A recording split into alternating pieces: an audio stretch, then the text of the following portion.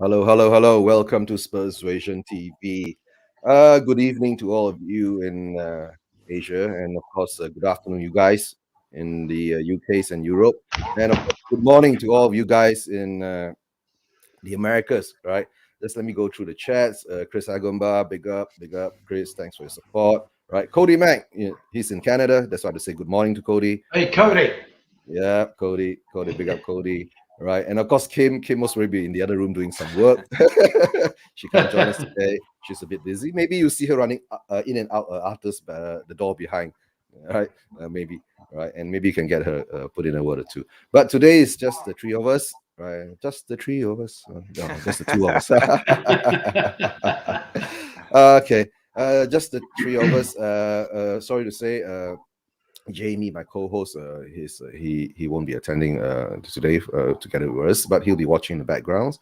Right, Jamie? Big up to you, Jamie. All right, and Cody says, what does he say? All-star cast. Yes, yes, yes. And we have got Sam. Sam, big up Sam. All right, thanks for We- joining us. Yeah. And today, I'd just like to introduce my guests, Arthur and Johnny. Johnny has got his own channel called Self Site Spurs, right? And Arthur is always with us in all the chats, and of course, in he joins most of my shows nowadays. Thank you, Arthur, for your support, and My Johnny, thanks pleasure. for being on. Right, and No sorry for what problem. happened last week. A little mistake last week. Yeah, yeah, yeah. Guys, it's very simple. I've been actually going on rants the past 2 days on shows saying that uh, okay, let me before I go on, just say a big up to Wayne. Wayne is always here too. Wayne must get you on, Wayne, one of these days, right? And you can talk accounting with Arthur. Wayne's an accountant too, if I'm not mistaken. And big up to Amzo. Amzo, big up Amzo, right? So I've been going. So let's get back to what I was saying just now. I've been going on about slight rants. Like the fan base is so hyped up that we won, and I'm saying that we were playing a very poor Villa team. Villa didn't show up, and luckily we did show up and we beat them. I'm happy for the points, right? It wasn't a perfect performance from us, to tell you the truth, right? But I did the watch along, and Arthur was there too, but he didn't join me in the watch along. I was there with Scott M from Canada and of course Sohan from India Spurs, Kolkata Spurs, right? I was shouting at the screen, why don't you turn over faster? Why are you going so slow? Because Villa was always sitting back and you're moving too slow. And when they scored the equalizer, we could see the hits went down. And I think it was Son alone. I think Son got very angry. He got pissed off and oh, sorry, have we passed on? Oh, yeah, I can say that still. Yeah, it's my channel over here. Right. And nobody watches it. So YouTube is going to ban me. Son actually, after the goal went in, we scored back in less than about 4 minutes or so, right? So and that goal went in, when he went to the crowd, he wasn't smiling, his face was like angry, right? I think when that happened, right, the whole team woke up, and that's when we took back control of the game, Yeah. right? Yeah. So that's my view. Arthur, I'll go to Arthur first. Arthur, what do you think? Well, like you, I watched the whole game, and yeah, I can't disagree too much with that. I think Villa allowed us the ground to go at them, but we didn't. We didn't take the opportunity up hard enough and fast enough for me. Mm-hmm. But once Son, as you say, did become angry, because he certainly seemed to, um, the rest of the team woke up, and I feel that we could have had a bucket full of goals. Yeah, yeah. Kane again let us down, in my opinion. Now I'm a Kane fan, but he needs to buck his ideas up sooner rather than later. And he really should have had at least a hat trick in that game. He Mm-hmm, really mm-hmm. should. Yeah, yeah. Sonny could have had a couple more. One of Mm-hmm. them, if you remember, we were looking at the moon because he blazed so far over the Yeah, bar. yeah, yeah. That's the Wally. Yeah. But it was Sonny that won the game for us. Really, I thought the Mm-hmm. defence played well. Yep. Had Rivero to. and Had Dyer, to. I thought they Mm-hmm. were very good, and certainly, what's his name, the new fullback Emerson. I Emerson. thought he Yep. played very well, and Mm-hmm. Obviously Skippy. Yep. Yep. Skip in the middle with Hoiberg. to me, is our future midfield duo. Yeah. We really need to buy a string puller in there, someone that can pull the strings, create stuff for the rest of the team, the forwards. Yeah, like the Over to Modric and you. like the Ericsson. Yeah, and What? Johnny. Yeah, you came back from a match before the game started, right? Yeah, I managed Your to normal son. get there. We Yeah, found the yep. streams and I watched it with my nephews. And like Arthur Okay. said, I think it's no coincidence that Skip was back and we looked more solid. He didn't start against Arsenal and Chelsea, and we were wide open, weren't we? Brought him Yeah. back. Mhm. Brought him back in to protect the defence again, and we looked much more solid. I guess the other thing the reason we probably were a bit hesitant to put our front foot forward in the game was probably the Arsenal game, probably hanging at the back of our mind. We were so open in the middle there, weren't we? So Nuno had probably been all week like on them about shape. You know, try and stay in shape. Don't leave those wide open space in front of the defence. So we're probably a bit hesitant to attack too much because of fear of getting caught on the counter attack again. I think that's probably at Villa's game plan as well, wasn't it? After seeing the Arsenal game, to try and lure us forward and then try and get our defence exposed. So they're probably a bit naturally just sitting back a bit because of that, a bit hesitant. Trying to counter attack us, I think. Yeah. But Johnny, I'm sure that you did watch the match too. So don't you think that it wasn't the Villa that played Manchester United and the past few games before, where they had the form in them and all that? But all of a sudden, I was shouting, at the screen, why is Villa playing like Spurs? Why is Villa playing like Spurs? I think you have to give Tottenham a bit of credit for that though, Eugene, because they beat Man United the week before, and everyone was saying what a tricky game it was going to be. And if you look at that back eight, there's the back four who did so well, with that, as Arthur said, with Emerson coming in, and Romero. And Dyer and Reguilon all had good games, and as I say, Skip and Højbjerg coming in.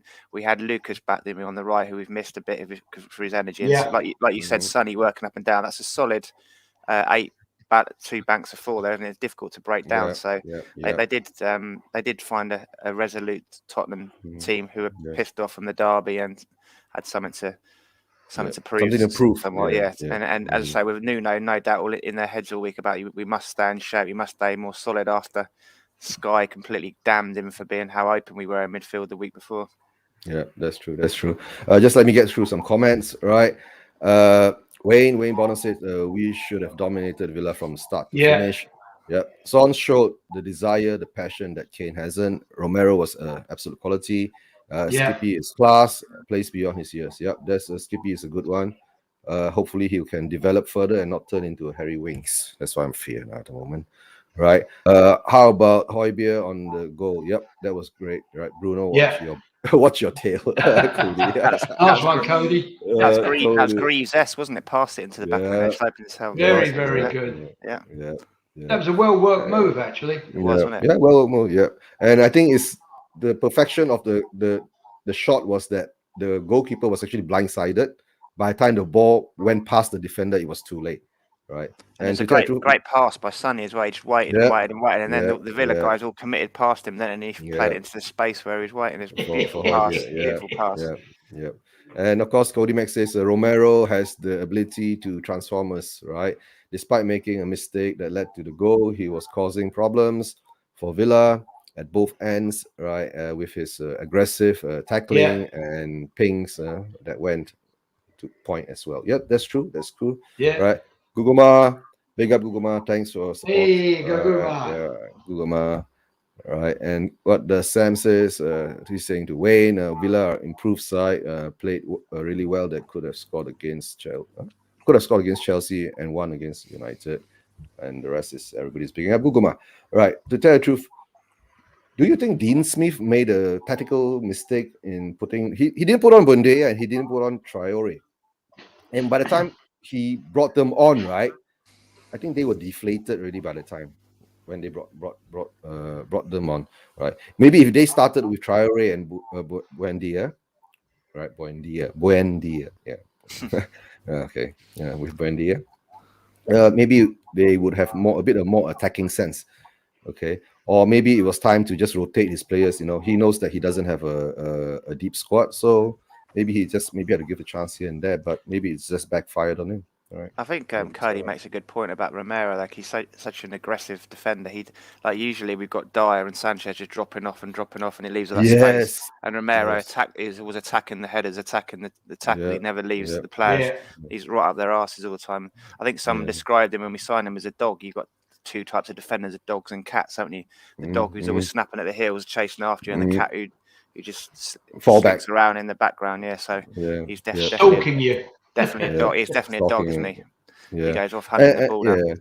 And I think because of that, a bit of aggressiveness, right? I think it might, give us a bit of a steal in our defense at the moment, which we don't have. But of course, when he does that and he makes a mistake, no one covers him. Then that's what you see, like what happened to us on Sunday. But I'll take them time. I think Nuno is still feeling out who is the best partner for Romero now. Okay, we've seen him being partnered with Rodon. Yeah. We've seen him partner with Dyer. We've seen him partner with Sanchez, if I'm not mistaken. Yeah, Sanchez was three. He's all three of them. Yeah, and Tanganga. I think he played with him. And Tanganga. Yeah. So he's partnered all four of them. And surprisingly, Tanganga wasn't even in the squad. I was surprised. Yeah, I found that surprising. Yeah, and that really screwed up my FPL. I was like, why is it 0? Oh, Tanganga's not even in the squad. Well, I thought to myself, obviously, if you got Tanganga on the bench, he can cover right back and centre back, can't he? So you didn't need to pick Doherty and Sanchez. You could have just had Tanganga to cover both of those, and then put another attacker in, couldn't you? I did find it a bit odd that he wasn't in. Maybe there was some kind of niggling injury, or maybe you just want to give him a rest.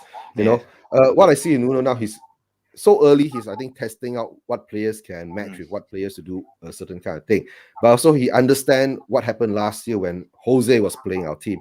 It was like 15 players chose around taking that rotation, and that more or less burnt them out even before January came along. Right? We couldn't manage. You had to play your. We are in four fighting for 4 cups. We are fighting for 4 cups. Yeah.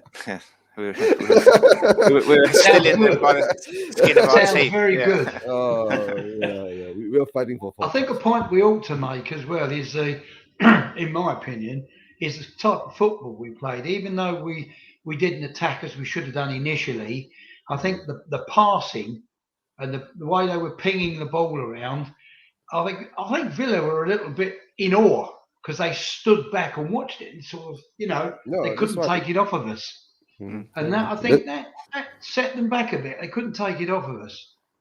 So the possession, I think you find the possession stats are quite high for us. I think the 68-32 or 62-38, the possession stats. Something like that. Yeah. Something like that. Yeah. And I think that. Yeah, go ahead, Carter. Go ahead. I was just going to say, I think that the fact that we grabbed hold of the game and controlled it, and they couldn't wrest it back from us. That was a big problem for Villa, or it seemed to be. That aggressiveness from Romero set the tone. I remember in the first half, they played a ball down the left-hand channel, and the guy had his back to the play, and he was about to turn and to obviously trying to play on the gaps, and then Romero was straight on him and nicking it off his foot and away, so they couldn't ever come and attack our defence. He did set the tone. That's true. It was pretty fast funneling of the ball as well. We were pinching the ball, knocking it on, and they seemed to be, in awe. That's the only word I can use, because it very seldom happens to us, to tell you the truth. At the moment. Yeah, right. But I'll just go through Wayne Bonner's comment here, right? He's talking to Sam. I didn't have high hopes against Villa, but typically Spurs go and get the win. Impressed. They didn't crumble after the goal. That is what impressed me, because I told you when Villa equalized, I think we didn't crumble is because Son got very angry. Right, and everybody could feel that aura coming out of him, and most probably it woke up a lot of, not all of them, but most of them, right, to perform better, right. And Guguma, and let me see, Guguma saying hi. Kim is saying, I think, hi to Cody Max. That's good banter in the chats on the comments. So guys, go ahead and chat with your own. We will talk about certain things along the way. And of course, Sam says that Wayne's true, but what? I can't see that. Oh, worrisome. Has to rely on Son and deliver week after week. Yep. And let's hope Kane finds his scoring form soon. But that's the important thing. Let's come to Johnny for this question, right? Johnny, you do coaching and all that. Okay. At the moment, what do you see in Kane? Is he? I don't think he's downing tools. All right. I did say in in the post-match show of mine a few previous say I think Kane hasn't had a proper preseason, but if you take into account he's played at least 7 games now, right? All 90 minutes, and he should be back to his normal form. I actually tell the truth, kudos to Martinez. I think it's actually kudos to Martinez. Yeah, Martinez's performance was actually near perfect, right? But of course, he couldn't stop Kane, but he couldn't stop the other 2 goals. But don't forget, one of the other goals is still contentious because the Spurs fan said that it belongs to Mora, right? And the panel says it belongs to it's an own goal. It belongs to Target, right? But and there's a weird thing, in the EPL. They said even if Son created that goal and it's an own goal, right? Son doesn't get the assist. It's not counted as an assist. Yeah, it's stupid, isn't it? Yeah. So I just think his emotional energy is a bit lacking at the moment. If you think what happened over the summer, getting to the final of the Euros in the home nation, he was the captain of the home nation. Got to the final, the whole hopes of the nation on him, and all the pressure and all the criticism he had through the tournament, and then kind of turning it around with the goals in the lead up to the final, the penalty shootout loss, the disappointment of that. Then he had the whole business of this Man City and the disruption of possibly leaving Tottenham, who he's spent his whole childhood coming up through the team. He's got that emotional connection with. He's obviously nearly had to draw a line under that in his head and start thinking about, a different way his life's going to be. So just both of those things combined, he's a human being at the end of the day. It's going to affect him. Yeah, that's true. And I don't know. Arthur, do you remember after the '66 World Cup, what was Greaves like? Because he had a similar sort of disappointment in the final. The whole country was elated, wasn't it? And apart from Greaves, who got left out, did he take a bit? Did he take a bit of time to get back into the swing of things, or did he hit the ground running? No, he was absolutely gutted in that being left out of the World Cup. But I mean, the injury was really what knocked him out at the time. Yeah. I thought Ramsey was being a bit, but it wasn't. It wasn't Alf Ramsey. It was the fact that he was carrying a 5-inch gash.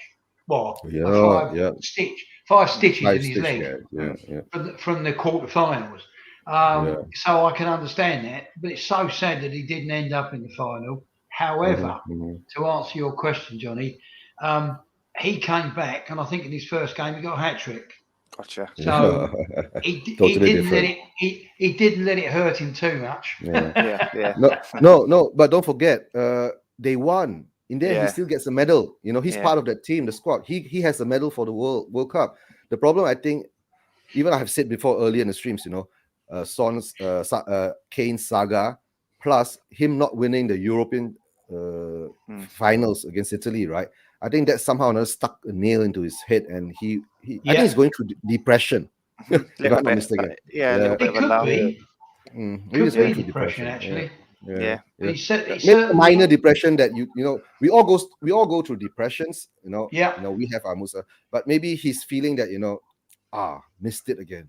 Like you say, he didn't have a pre-season now because of that, because of coming back and everything that happened. So he's not as sharp physically as he normally would be coming into the season, as he says. But it's taken him a bit longer to get into things. But we've seen glimpses, haven't we? Like that hat trick last Thursday.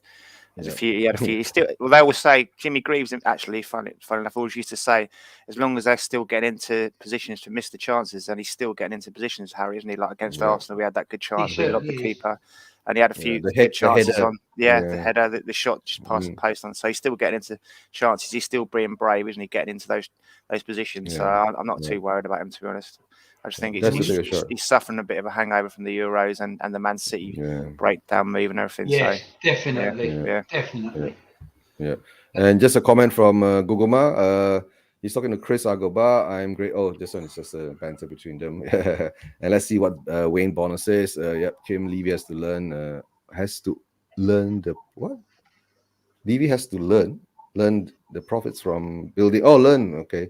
And learn that the experienced players are bringing young players through, helping evolve and develop the game. Yep, that's true. But the problem is that we've been evolving and developing our game for the past 13 years, right? So it's sometimes it takes a lot of patience out of.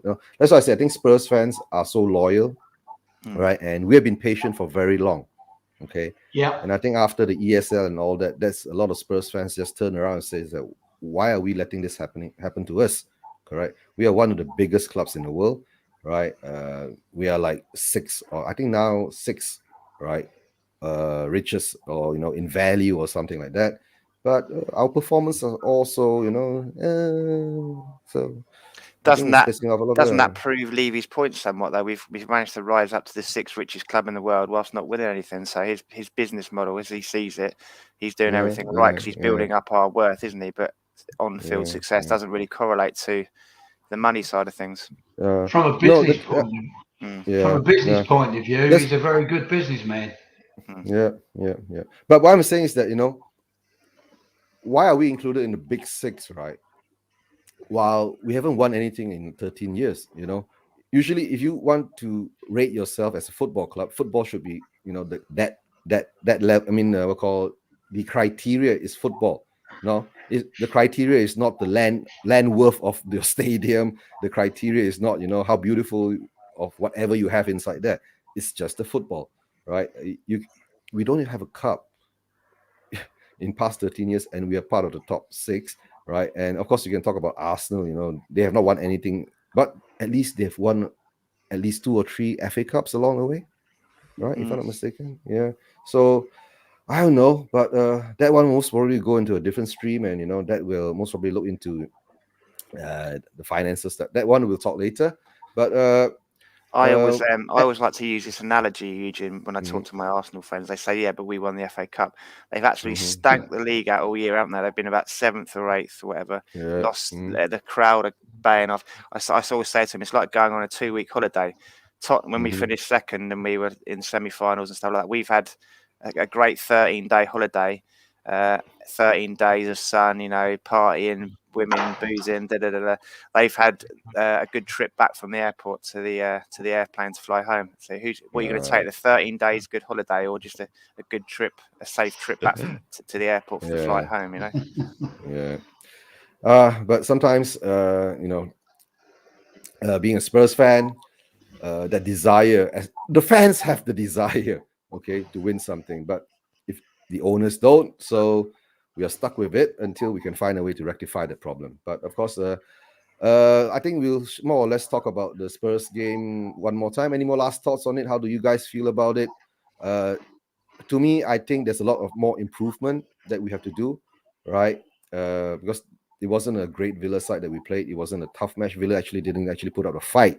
Like what Arthur said, we should have banged in at least 3 or 4 more goals. But of course, that was due to the lack of form from Harry Kane. But like what Johnny says, he was there at least to take the shot, right? So the time will come for Harry to actually bang in the goals, right? So Arthur, any last words on this game before we move on to other subjects?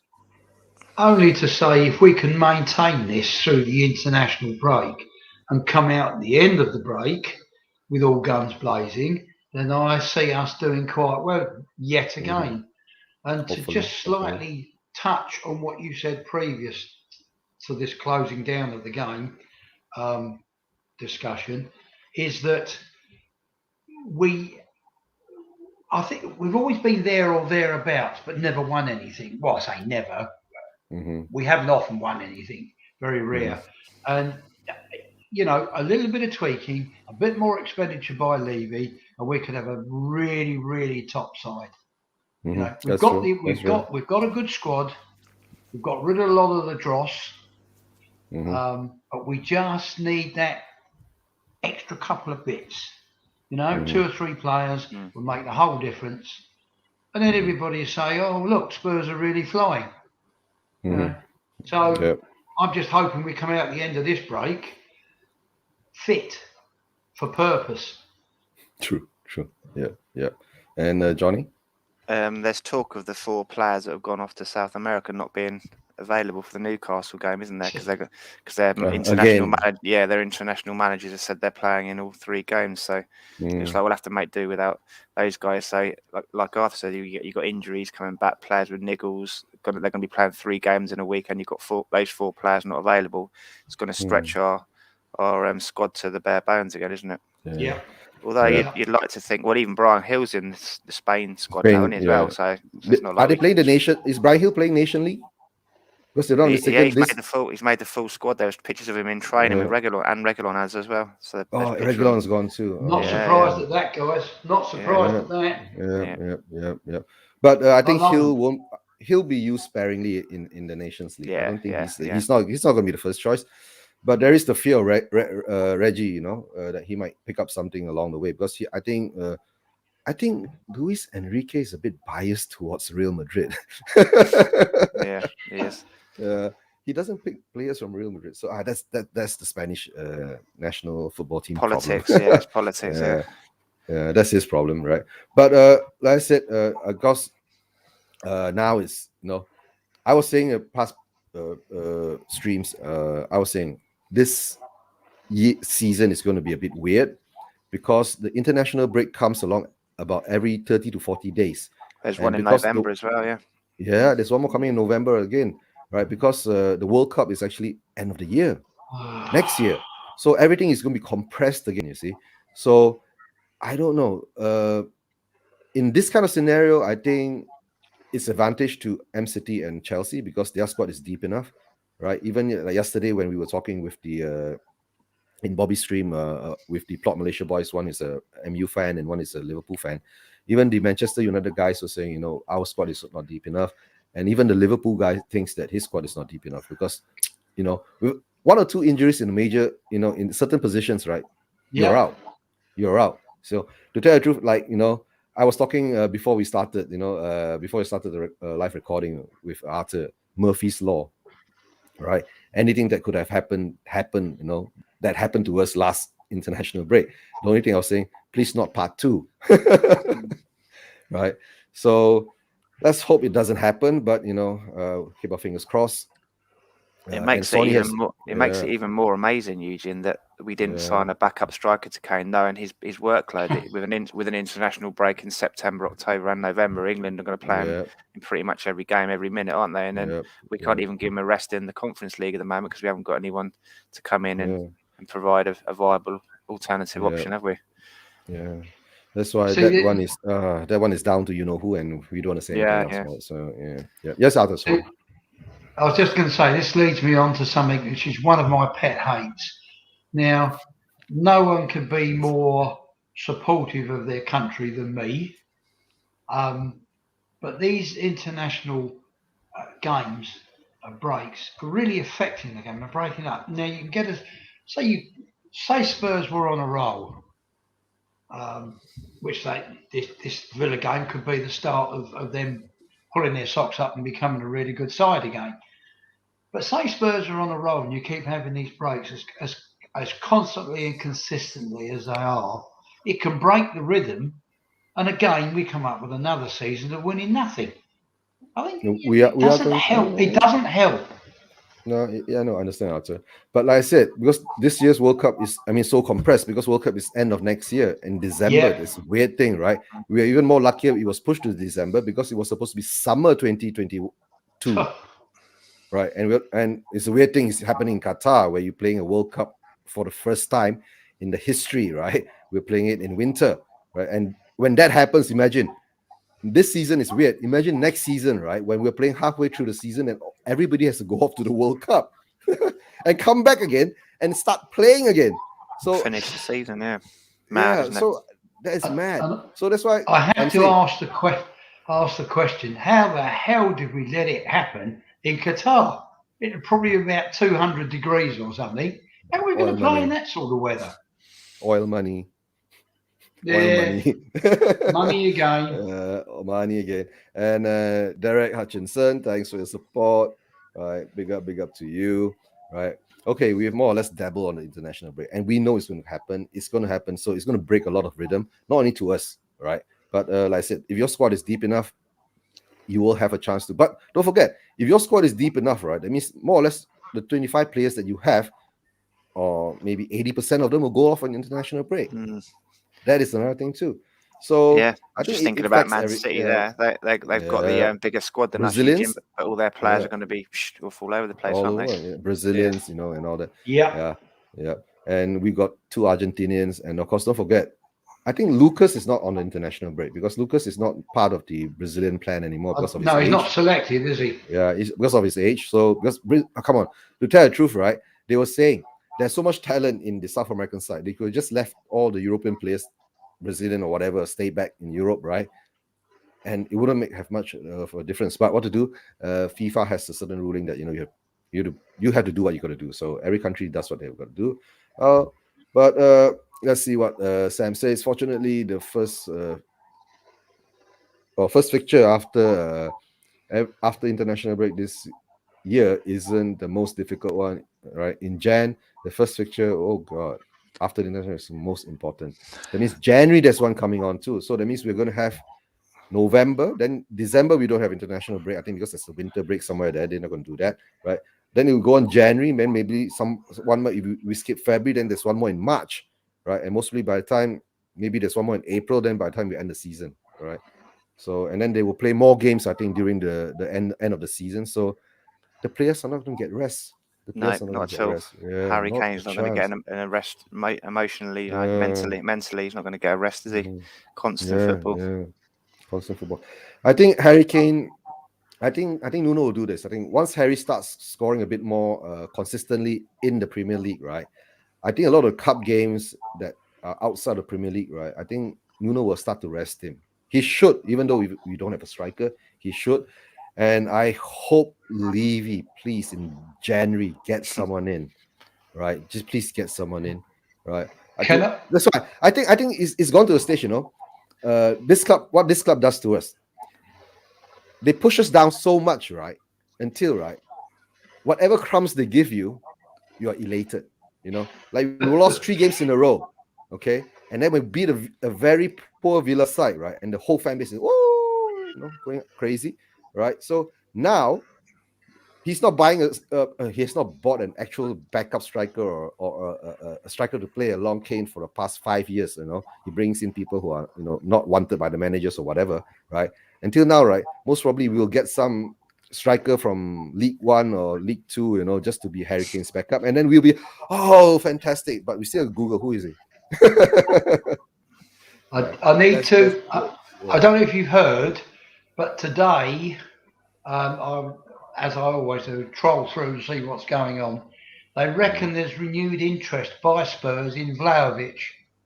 Dusan. Yeah. So Dusan. Maybe they've been tapping him up behind the scenes. We always are like that, right? And then you watch, right? No, but then you watch, right? In January, right? Dusan will go to Manchester City. Yeah, maybe. You watch, yeah. Dusan. There was an article with Vinicius in the paper today as well, and they're saying that Tottenham were looking at solutions to keep him, which reading between the lines means Daniel Levy wouldn't pay the fee that was agreed before the loan deal, wasn't he? He's trying to knock him down to try and keep him on the cheap. Yeah, but Johnny, right there, Johnny. you're not going to pay £34 million for Vinicius. Nah. If I'm going to pay £34 million for Vinicius, I'd rather pay £50 million for Traore. Is that the truth? Yeah. So we're not going to pay 34. And if we're going to pay £34 million for Vinicius, right, we just go for Ivan Toney. Yeah. More or less, right? Yeah. Go for Ivan Toney. I heard they wanted 45 million for Vinicius. Good grief. I think no. I think it was in the option that if we were to buy Vinicius, it'd be £34. I think the 45 is euros.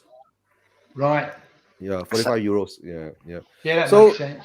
Yeah. So then it comes down.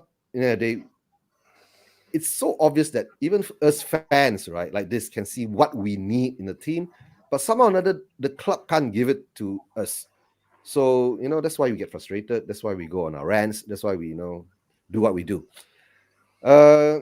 The only way for this to actually have change is that, like, that some certain kind of actions have to be taken. Drastic actions. Like having a protest. Stopping the tills from ringing. Right, like what Arthur likes to say. Right. But a lot of Spurs fans out there, like I've said before, we are like armchair fans. We just watch the football. I mean, there's nothing wrong with it. Fans are fans. It's just how much you want to get involved and how much you. I mean, I don't question your love for the club, but it's just how much you want to get involved. Because apart from football, there's life out there. There's a thing called life out there beyond football. But of course, like certain people like us who are passionate for a club and willing to stand up to say something, right? or try to plan something, right, along the way. Uh, I think it's all in our hands now. And to tell the truth, nowadays with social media and all that, we have the platform to at least voice out certain things that we are unhappy about. Imagine this was like 20 years ago. Uh, I'm in Malaysia. I'm not going to take a plane and fly over and do a protest and fly back, right? there's no logic to that, right? But nowadays, I'm in Malaysia with technology. I can set up a channel on YouTube or on Twitter, on Twitch or something, and just go out there and give my peace of mind. And people who understand and people who enjoy it will join me. But those who don't, right, will join another band of fans that do what they want to do. But fans are all fans. Respect to all the fans, right? But each fans have their own way of expressing it. But of course, guys, if you are tired of losing and not winning anything, please wake up. That's all I'm saying. Please wake up. It's amazing, isn't it? In this age of social media, and the club still can't really find any way of communicating with the fans properly. And that's a criticism they keep getting. They don't update you as to their vision and to their plans and stuff. I think that was one of the things when Paratici, however you want to say it, came in. They said that he was in Juventus. He was regularly gave press conferences and updates to the fans and stuff. He did that one, didn't he, at the end of the transfer window when he was back in that cafe in Italy. But since then, you think he'd have come out after the Arsenal game or some of the poor performances recently, or give some kind of update, press release, just to face the fans a bit, take the pressure off Levy. So I think he's there as a buffer, isn't he, to take the pressure off Levy? Yeah. And he hasn't come out and done any media or anything to Johnny, quell any don't harm. forget when Mourinho got sacked, right? We were, the whole fan base was crying for a DOF, and that's what Levy has done. I've given you a DOF, right? And after I give you a DOF, right, you guys saying that now the DOF is a shield. Yeah. A false shield, Yeah. I was a deflector shield, yeah. So I was of the same mind as Bobby, though. I think that we should have kept Mourinho till after the summer, because he had already gone through the process of weeding out the players that he couldn't trust, the ones that weren't up to standard and stuff. And then we had to start that whole process. Now Nuno's got to go through the whole process, and to find out the guys that he can't trust. Steve Perryman came out with a great quote once. He said when he first went down to Exeter to help out at Exeter, and he said to the manager at the time, he said, "I'll give you my help if you want it." And the guy asked him, and he said, so Steve Perryman said, how many players you got in your squad? And I think they said 29 players. He goes, right, you guys make a list there of 14 players that you can rely on. And the Exeter manager said to him, what do you mean rely on? And Steve said, right, the players that are going to give their all and they're going to carry on running, whether you're 3-0 up or 3-0 down. He said, make a list of those 14 players, get rid of the rest, and it will take you a bit of time to, you might lose some of your better players in the meantime, but you know that you're going to get an identity. They're going to work hard and they're going to play for the badge, So I think we've hit that repeat button with Nuno. He's got to go through that again, doesn't he, to find out who he can rely on, who's going to let him down in the high pressure situations, which is why I wanted Mourinho to see through the summer, just to get rid of some of the deadwood like Winks and Dyer and people like that. But they've added like a reprieve, haven't they? And Winks, people like that, they've got a fresh slate under Nuno, which has set us back somewhat, I think. Yeah, but I think Johnny, this is the scenario nowadays, that the reality of football is, right, the player has more pull than the manager. You get what I'm saying? We all see it, but some clubs are stubborn. Some clubs will still stick to the manager. To tell the truth, if last season when Mourinho was in charge and Levy actually gave Mourinho what he wanted, right, there wouldn't be a problem. It's just Mourinho didn't get what he wanted. Levy went with the players, didn't he? Winks, Dele, Dyer, he went with them rather than Mourinho. On the other hand, he should have backed him, and he backed the players. You see, if you have backed Mourinho, if you have backed Mourinho, right, you would have Son, Kane, Højbjerg, that group of guys with you. But to come down to it, sometimes, to tell you the truth, guys, us fans, right, whatever we say about the players, right, it's all speculation. Okay, whatever actually happens in the dressing room, we do not know. Who are the bad apples? Who are the the troublemakers and all that? We actually do not know, right? But if you start having like a high school attitude, in your dressing room, then it becomes cliquish. Certain players will stick to certain players, and there's no unity in the team. So I guess by the time, that is the problem I think Poch saw, and he tried to rectify it, but too bad, like what I've been saying, the player power pulls more than the manager. So because you can't sell a manager for 50 million pounds, correct? But you can sell a player for 50 million pounds. That's what Levy sees. The player is an asset that can be developed and has higher value. I can sell him off. But I don't think Levy sees that if that player doesn't perform, it becomes a depreciating asset, you see, which has happened to us over and over again over this past, let's say 5 years. The amount of money that we spend on players, how many players can you actually say that were fruitful? You know, wasted. After the Bale, wasted. You know, Bale, when we sold Bale, we bought 7-8 players.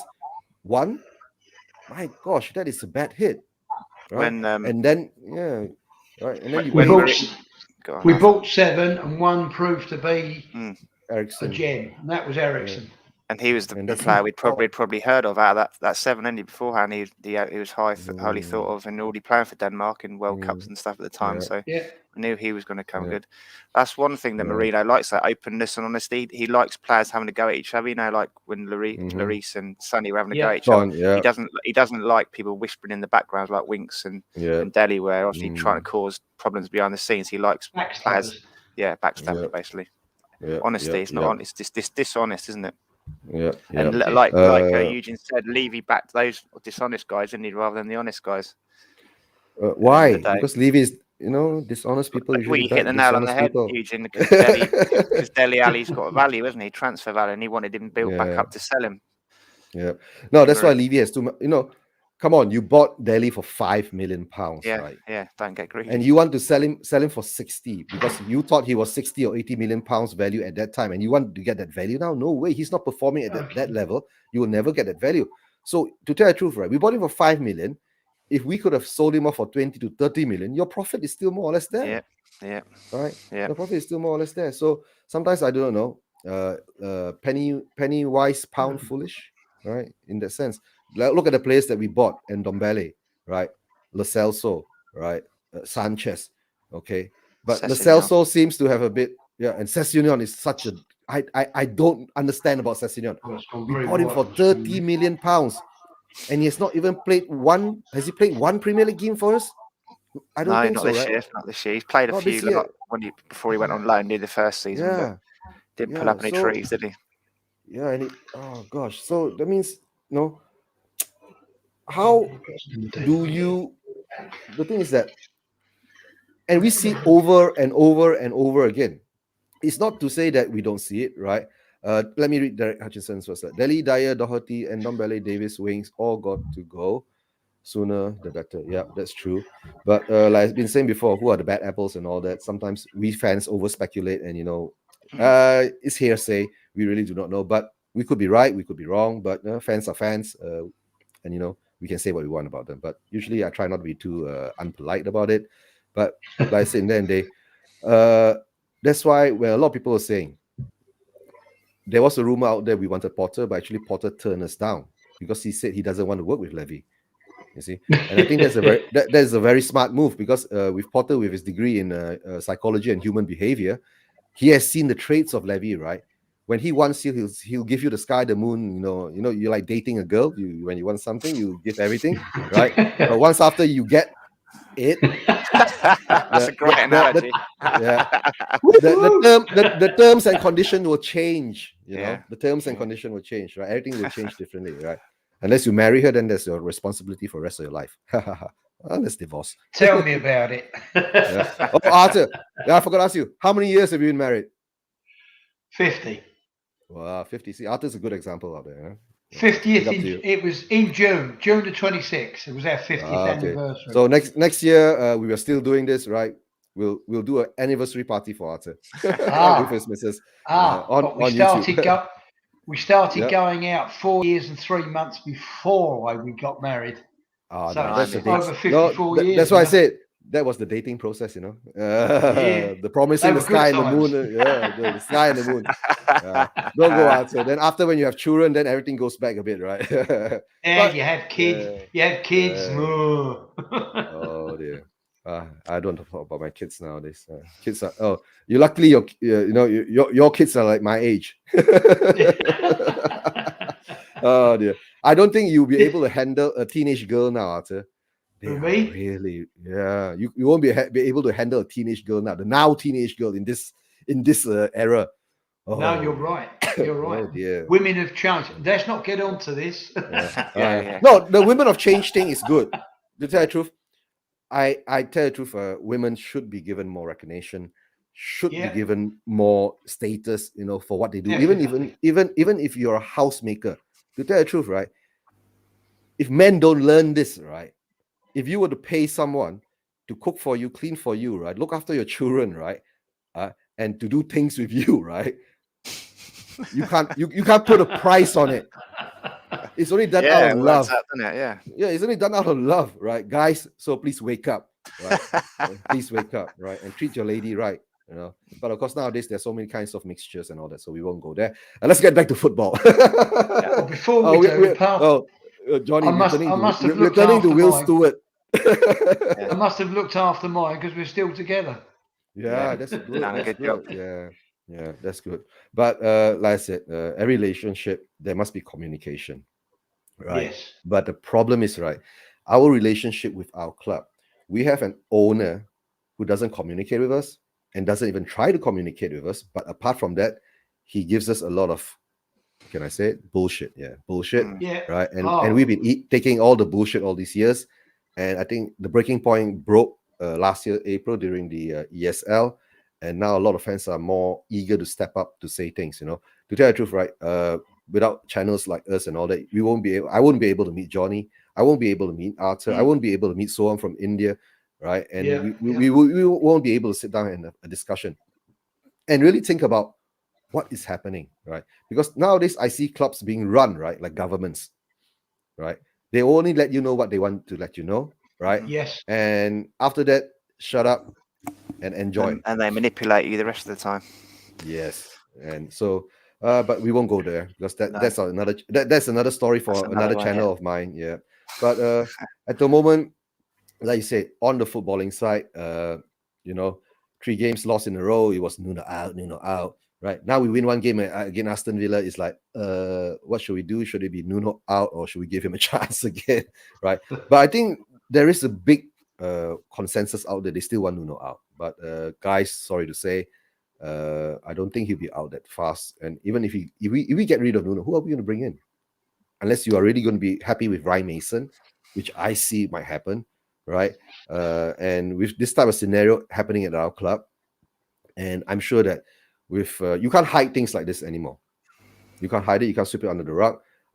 With social media and all that little information that comes out, it gets viral, it gets blasted. Everybody knows what's happening, right? But the fans, right, must understand that every penny that you spend on the club goes to them, and how they spend your money, right? In the end of the day, if you're willing to accept that they're spending your money, let's say we misspent 230 million pounds on buying players. You know, he did that program statement thing, and then he put the word misspent there, right? And I already scratching my head. Come on, man! If I was a CEO of a $1 billion company, right, and I said that I misspent 230 million pounds on pussy, Yeah. Right. What's going to happen? You understand, Sina? Come on. No logic. Gross mismanagement, isn't it? Yeah. They hang you up. That level. Mismanagement. Yeah, they would in any other industry.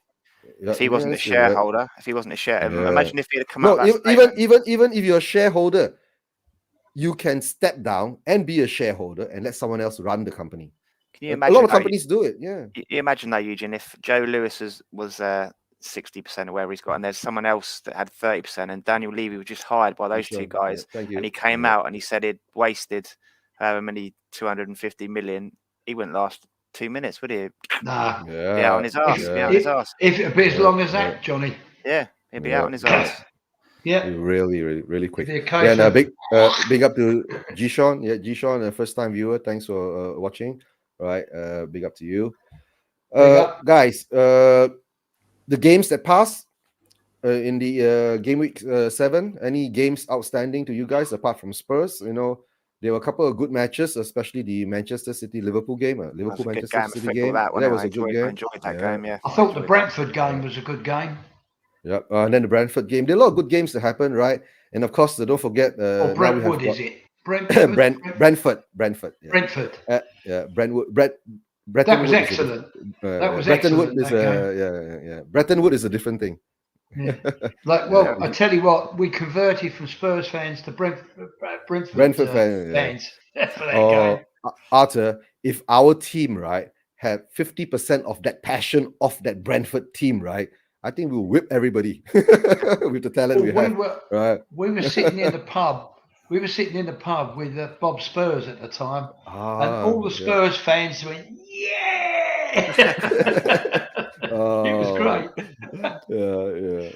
Yeah. But I as I was think saying, it proved to me my hatred of Liverpool. They even during that Man City Liverpool game, I actually cheered when Man City got the equaliser because Liverpool just they do my nutting. They were so they were going overboard when they after Salah's goal and everything. Even before the game, Sky they even came back from the advert just to listen to that shitty song, didn't they? You'll Never Walk Alone, and like no commentary, and just like left. It's like, do they do that for any other club? And I mean, every club's fans sing, and have anthems and stuff, but they just make out there's something special. It's not, but they don't do any singing after that. That's it. They sing that song, and that's it for the whole game. And then the ref was cheating, wasn't he? That he should have had a red card for Milner, and that penalty in the first half when Foden was just taken out completely, and they looked at it in VAR and they still didn't. You could see the back of his ankle get clipped and taken out, and they didn't give that the Milner thing. They were just the ref was a proper homer, wasn't he? Like giving everything to Liverpool. Johnny, I think this year VAR has gone subjective.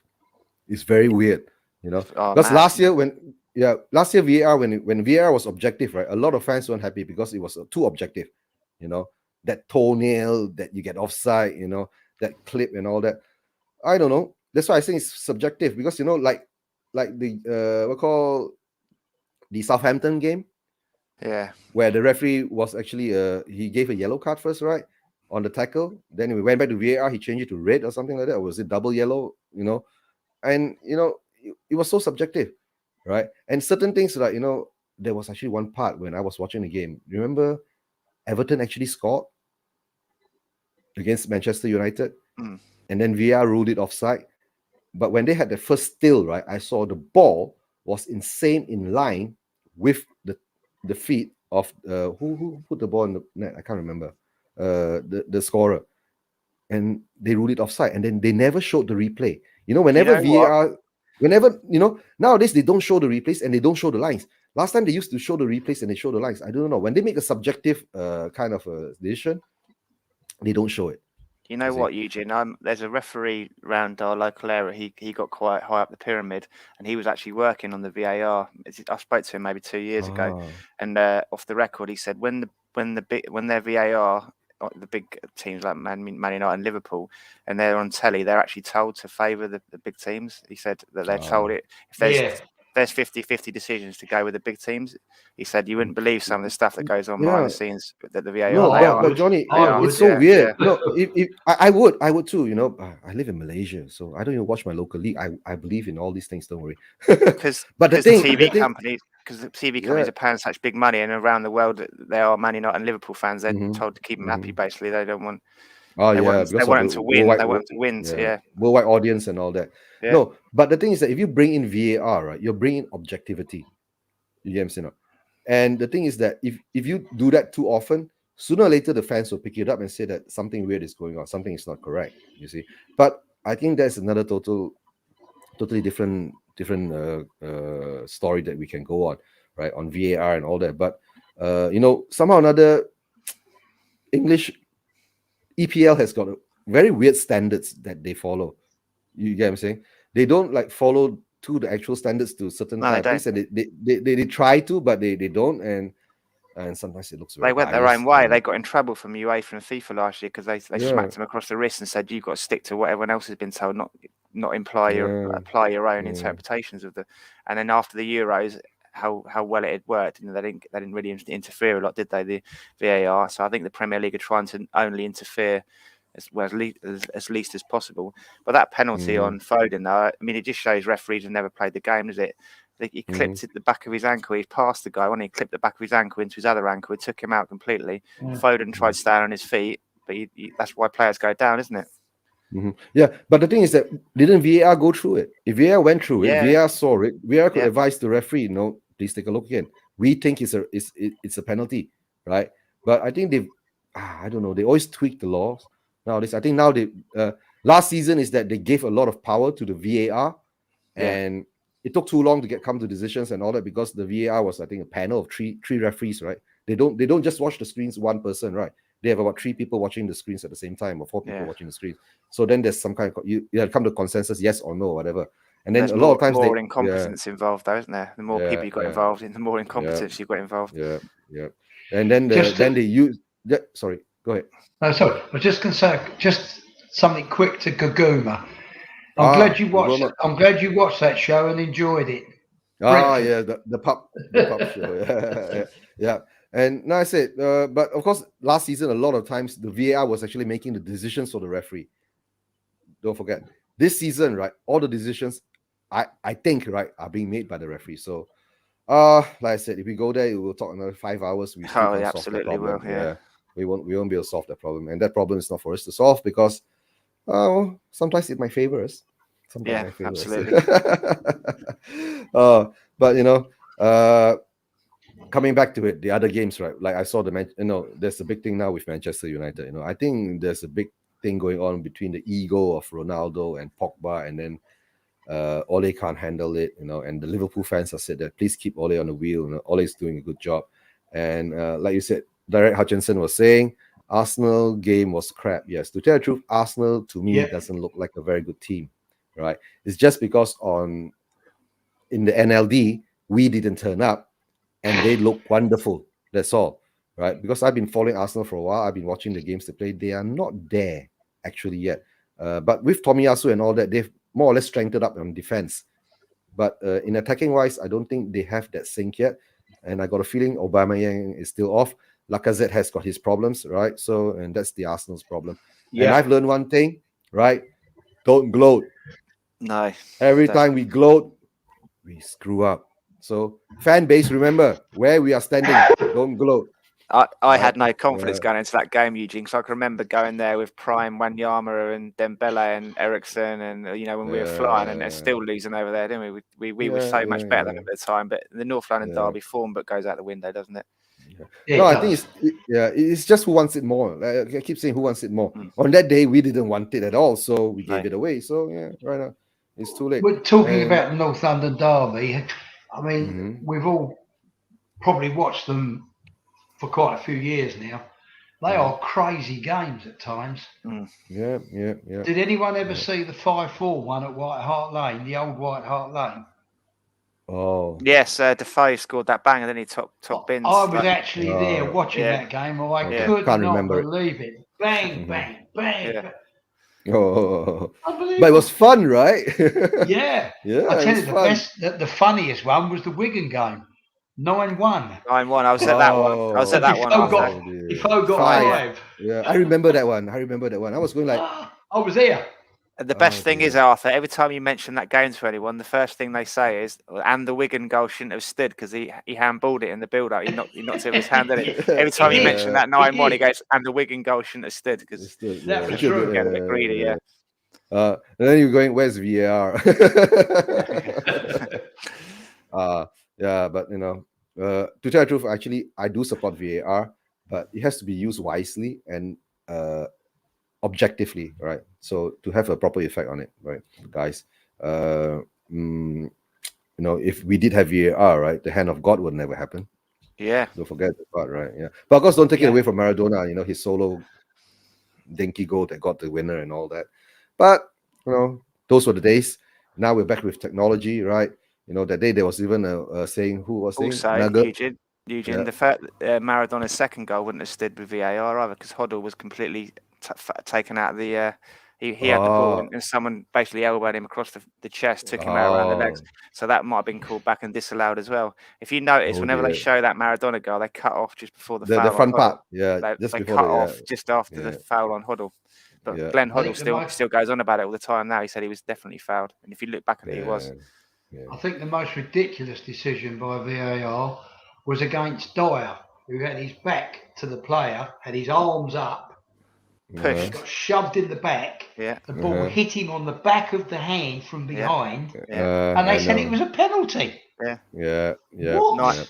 90th minute, wasn't it, as well, against Newcastle? Unbelievable. Yeah. I remember that match too. Yeah, there was. Yeah. And as usual, they changed the rule after that.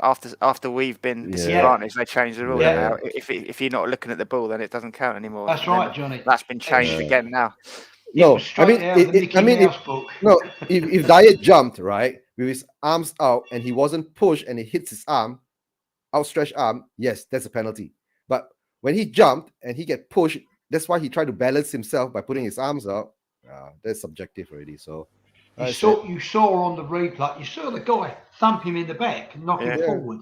Yeah, that should be in the foul first. Yeah. I don't understand why don't they see that foul first before giving. I don't know. Yeah. But sometimes I got deep down feeling, right? There's some other things going on behind the scenes. Yeah. All right. Politics. No, not politics. Imagine, right? Last week, Barcelona lost, Real Madrid lost, PSG lost, right? All those losses that are not supposed to be losses, and especially Real Madrid lost to Sheriff Tiraspol. Yeah, Sheriff. God. Yeah, I was thinking, who put a gun to whose head for that? Right? There's some. Come on, guys. But some bookmakers made a lot of money on that one. Yeah. I guess so. Well, yeah. It's been said before. We've caught people out doing illegal gambling and fiddling. It must go on in the game. Excuse me. It does. I think it does, but I don't think we want to say it on live stream now. Maybe we'll have a chat about that later. I think Bruce Grobbelaar got done for it though, Eugene, didn't he? I think he got. Yeah. I'll explain to you later because I'm on this part of the world and we are rife with this in our part of the world. I won't talk about it on live and being recorded, right? I don't want people to come after me after that. No. If you look at that Ronnie Rosenthal hat trick, someone showed it the other day. It was the anniversary of it, wasn't it? And the third goal that Grobbelaar Southampton pulled his hands away, didn't he? The third one, he pulled his hands away, and they were like, "Oh yeah, oh yeah." But those are the old stories, right? Yeah. But guys, international break. On Sunday, I hope if both of you are free, 1 p.m. GMT, right? I'm trying to get a crew together. We're going to sit down and analyze our beloved club's finances. Of course, we won't talk too in-depth about those type of things on the stream because that will be kept for the next show. But of course, along the way, we'll do some studies, right? Hopefully get some guests who have already done the studies and maybe we can talk about it. And maybe we can come up with a plan to do something about it, right? Since it's international break, England is playing. Any updates on that, guys? We've got to watch Raheem Sterling running around not passing the ball again, haven't we? For 90 minutes. Poor old Harry Kane. He's not exactly much of a respite, is he? He's going to have to create his own chances again because Raheem Sterling never passes to him. We're playing Andorra, guys. That's what we're talking about. And Raheem Sterling still won't pass him the ball. Won't pass him the ball, right? So no, but I expect Harry to get a hat trick there. If he plays, he might rest him against a weaker team. You never know. God knows what. But I think Harry will want to play because if he's going after Rooney's goal scoring record, right? If you could bang in 3 there or 4 there, right, that will help his numbers. Absolutely will. But to tell the truth, I would rather he don't play to give him some rest because he's been playing too much. You see, that's one thing. He's been playing too much, right? So a rest. I mean, be with your teammates. You're the captain. Do that, camaraderie thing and all that, right? But let the other guys play. Or what Nuno does, bring him on in the last 20 minutes so he can have his hat trick. Then it'll be fine too. Right. I think it's a plastic pitch as well, Eugene. So there's been talk of not playing Kane because he was not playing Kane. Yeah. But that's like you say, I'm sure he'll want to play to try and get some goals. Yeah, he should try to play. He will. Of course, Harry Kane wants to play every game, and sometimes I don't understand why are players like that. Is it because of the ego, or is it because of love of the game? You should know that when you should know that how to rest yourself and how to push yourself. You can't be playing every game and expect to be 100%, correct? So, that's right. Yeah. So I expect that maybe sometimes Harry Kane. Sometimes I wonder, Harry Kane, during those cup finals, the last 2 cup finals, 3 cup finals, 2, right? He was in 2. League Cup and the Champions League, right? The last 2 League Cup finals. If he was injured and or not at 100%, he should just step aside and let someone go and maybe come on and start. Yeah, I think the elite players are always playing through injuries. I watched that Ronaldo documentary. He said he hasn't played. Yeah. He hasn't played pain free since he was in his teenage years. He said he's carrying ankle injuries and he has injections to get to games. Yeah, he's got so much. He's got so much pressure on him. At the time he was at Real Madrid. Real Madrid want you to play, and Nike want you to play. All his sponsors want you to play. He's under pressure, so much pressure to play all the time. He said he hasn't played without an injury since his teenage years. He's always got injuries he has to play through. Just to add to that, there's one of my famous Arthur stories, which is quite true. Bobby Smith used to play in the double side. He got an injury and he was on in line for the cup final. And Bill Nickerson said to him, "All right, Bobby, are you okay?" "Oh yes, I'm fine." He sneaked out of the hotel, climbed down like the Great Escape from the window, went halfway across London to the doctor to have needles in his knee and his leg, came back the following morning and Bill said, "Were you still okay, Bobby?" He said, "Yeah." He said, "Right, you're in." He played the cup final through injections. Then he shouldn't have played. Yeah. So it's been going on. It's been going on. Going on for ages. Years. For ages. Look at the Ronaldo, the Brazilian Ronaldo in the World Cup final. He had that seizure and that fit, didn't he? But then Nike and everyone put the pressure on him to play because he was like a World Cup final exposure around the world, and and they sort of made him play. They drugged him up and made him play, and he was a shadow of himself, wasn't he? France won easily. Yeah. I know. Maybe that's the way they get France to win. Yeah. But guys, to tell the truth, right? Talking about spending and all that, I think a lot of clubs nowadays, they rely a lot on the television money coming in, especially the broadcasting money that comes from all over the world. That's a very big part of their income. So, and sometimes there's been a study's been made, right? That money, it's I think 2 or 3 times bigger than the money that you get from selling tickets.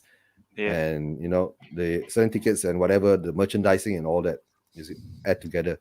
But of course, how a club makes money, there's so many levels of it, like selling the tickets, selling concessions, selling souvenirs, selling jerseys, selling this, selling that, selling rights, right? And nowadays, stadium naming rights. Don't go there, Johnny. We still don't have a stadium naming rights for whatever reason. I don't understand why, right? So that's why I said a lot of these we have to leave for the Sunday show.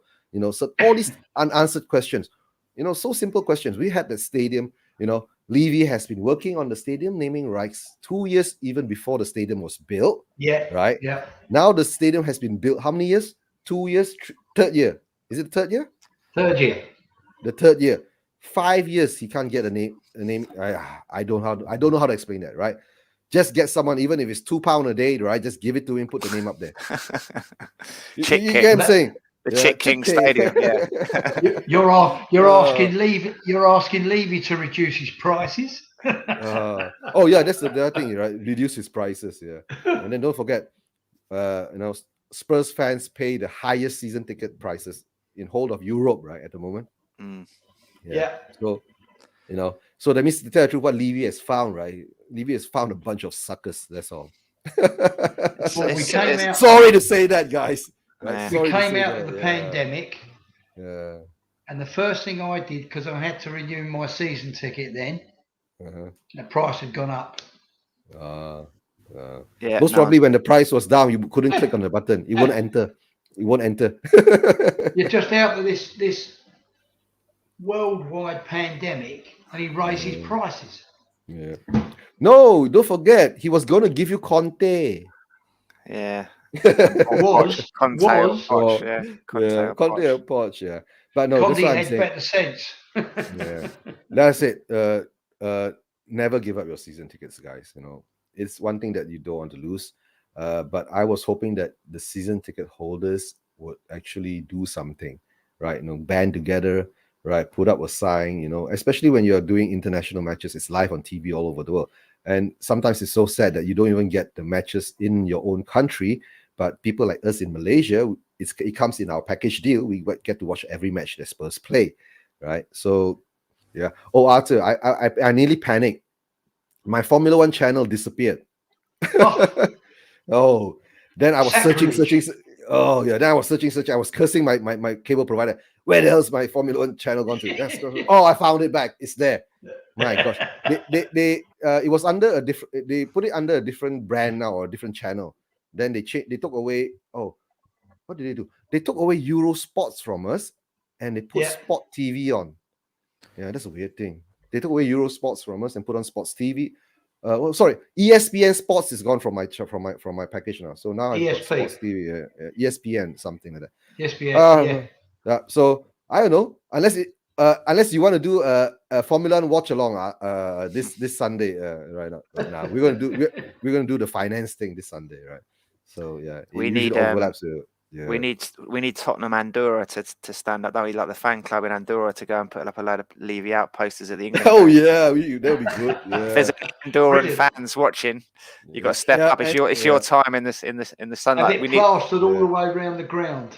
the Andorran version of Brian Daigle, don't we, to step up and take action. Oh, while we're on that, has anybody seen Brian? I haven't seen him for a few days. Oh, Brian, I saw him yesterday. Brian Daigle, he's Is he- okay. Yeah, I think he's on did the Bobby's. show. Yeah, he's on Yeah, Bobby's he was stream with me yesterday. and Bobby's Yeah. stream yesterday. Yeah, we I were think on the he show was, together yesterday. It's okay. I think he's been recovering from the no show. Oh no, he's okay. He's quite okay. He understood. He's all right. Yeah, he's all right. He's all right. No Good. issues. Bobby, he But understood. it made it so- into the national media after there was a couple of articles Yeah. in Did it? national media. Yeah, it did. Yeah. Oh. He did. Yeah. So So- he got some exposure. Yeah. So it's good. Right. Right. So I think now they're planning for. I think Friday they're going for the Ginola event. Then after that on Sunday it's going to be the NFL protest. or something NFL, like yeah. that. Yeah. I was invited to that recently, but Uh-huh. I can't make it, unfortunately. All right. The Ginola event. Yeah. Are you going, Johnny? To Ginola? the Ginola event, I do Yeah. love Ginola. He's one of my favourite players growing up. Mhm. That's why I pulled a face when France won the World Cup, because I didn't approve of the way they treated him. They made him a scapegoat, didn't they, when they didn't qualify for one of the. It was Gerard Houllier, wasn't it? Made him a scapegoat when they didn't qualify for one of the World Cups. So I always hope France lose just because of the way they treated Ginola. Got his back. Okay. There's Yeah, Bobby yeah. now. Hey, hi Bobby. Are you free? You're free. You got a link. You can Hey. hop on. Yeah. Hi guys, absolute legends on screen. Had a customer leave a car handbrakes off, which ended up in our showroom. You serious? Oh, the best air conditioning system ever. Oh dear, Bobby. It reminds me of Bobby. It reminds me of yesterday. I work in retail, and a customer thought he was funny. He picked up these sandals, and he said, "Are these waterproof?" He was laughing away at his own joke, and I said, "Yeah, they're fully waterproof on sunny days." Good one. Yeah. Johnny is always good with that. Yeah. Guys, any more thing to add to this midweek show? Let me see whether if Bobby is free to hop on. If not, let me see if I want to go to. Oh, if you want to go to Ginola, Johnny, get in touch. All right. Okay. If you're free, Johnny, he's just talking to you about Ginola. Right. And then Kim says, seriously, right? Somebody drove the car through the showroom. Okay. Let's see what happens. Maybe get some pictures later. Guys, anything else to add? I mean, I know midweek shows during an international break, it's not much to talk about, but at least we won. For me, I have my feelings towards the game. Everybody has their own feelings towards the game. The best part is that we got 3 points in the bag, and I think the X on Nuno's head has lifted up a bit for a while, right? And pray to God, right? Not Murphy's Law Part 2. That's all. Not Murphy's Law Part 2. Because what's the next game? Is it Newcastle. Newcastle away? Newcastle away. We're never any good up there, are we? Jeez. And then we have all Burnley. struggle up Do we have Burnley, or is it? Yes, we've got Burnley. And Burnley then in the I Carabao. think Then you've it's got Man Manchester United on the 30th. Manchester United. Yeah. So those 3 games. Let's see how it goes. But then when it comes, we'll talk about in those 3 games. Yeah. Now to tell the truth is that we got to pray for no injuries, right? And don't forget, I think Son is going to be under a lot of pressure because there's this thing going out there now that South Korea is not doing too well in the World Cup qualifiers. They need to more or less use him all the way because they've been using they've been using him quite sparingly throughout the games they have, and they have not been winning. They have been drawing a lot of games. Last time I looked, they were like third in the table, Eugene. I think Iran were top, or Iraq, and then North Korea, and then South Korea. So they need to keep winning to get to they need to win all the next games. Yeah, and don't forget, Korea has found a new superstar, right? In Hwang Hee-chan, or something like that. The Wolves striker. Yeah. Oh, I know who you mean. The Wolves striker. Yeah, the Wolves striker. Yeah, right. So guys, Bobby, are you hopping on? You're not hopping on. I'll be ending the show soon. Johnny, let us know where we can find you. Yep, Shelfside Spurs. We used to do Thursday nights, but then since we've been in the Conference League, we've had to switch our streams to Friday nights because obviously all the Spurs fans are watching on Thursday nights. So we've been doing Fridays recently, but this week we're going back to Thursday, and obviously you've got the Jens quiz again. It was Jens v Brian Daigle last week, wasn't it? And despite us extending the quiz on and on, Brian didn't have enough time to claw back the victory. But I think Jens is possibly taking on Kev, who does our streams. Right. Yeah, but he's it's still to be confirmed. So we might need someone to take on Jens tomorrow in the quiz. Not me. So Shelfside Spurs show there. There you go. Yep.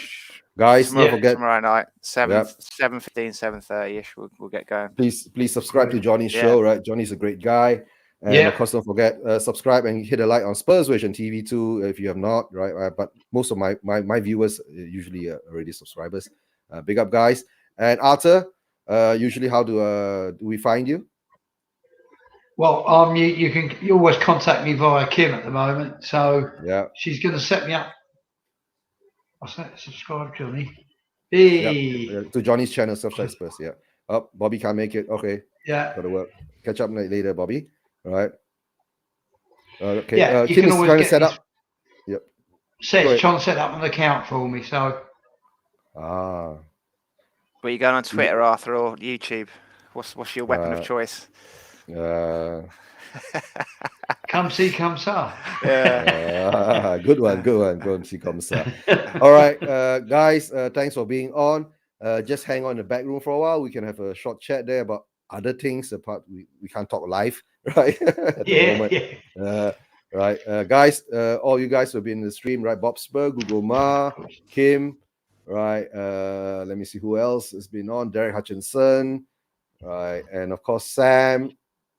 Chris Agamba, right? Jishon, thanks for being on. Right, guys, thanks so much for your support. Thanks for listening. Please join us on Sunday. Wayne Bonner, big up Wayne Bonner. If you're free, Wayne, please join us on Sunday. Sunday is actually the one that I'm more excited about and all that, because Sunday I want to actually go in depth and study the finances of Tottenham Hotspur. Meanwhile, I'm sure Johnny will do some studying. And rest. I'm really I'll just get rest to do it all. Yeah, Eugene, it's fine. Yeah, he's already done it all. So yeah. That's why I've been talking to Jens. Jens has been trying to get rest to join us on Sunday. But let's see whether Jens, I think, will be there. If you are going to join us, then maybe we'll have a good conversation. Then maybe on live, or maybe in the background, or we'll talk about the plan. All right, guys. Thanks for joining. Okay. Let me see anybody else that I missed out in the chats to big up and say thank you for the support. Absolutely, cheers everybody. Cheers everyone. Don't forget, if you're watching after, don't forget to subscribe to Shelfside Spurs and of course to Spurs Vision TV. Hit a like. They keep saying this. It helps the algorithm. Blah blah blah blah blah. All right, guys. I'll catch up with you in the back room.